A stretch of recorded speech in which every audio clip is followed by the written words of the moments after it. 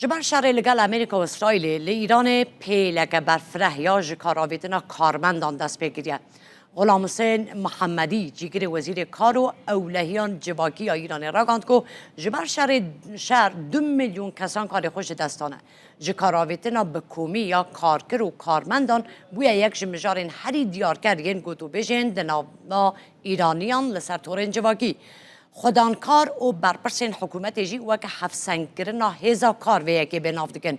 باندورا به نتنی لسر وان کارگهان بلکه او کارگهین که جبر ایرشن اسمانی هات نگرتن بلکه باندور لسر برهمهنر فروشیار بازرگانیا ایمپورت و اکسپورت و سکتور دیجیتال جی کریه ستار هاشمی وزیر پیوندیان و تکنولوژیا زانیاریان یا ایران هشیاری دا که نزدیکی 10 میلیون کس لإیران گوپرانی لچین ناوین و جیرینن جبو کار و خبات خواه راستا خواه گریدای اینترنت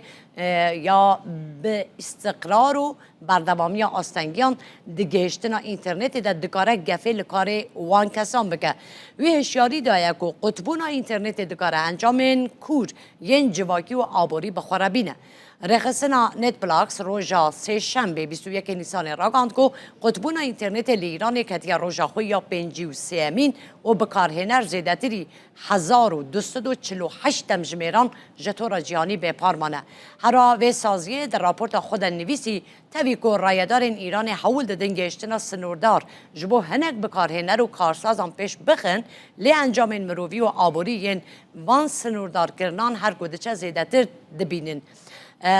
قطبونا برفره یا اینترنت لإیران ددمه که در بردامام دکه که ایرو لجیهان گشتنا اینترنت و که ما فکی گریدای آزادیا در برین تدیتن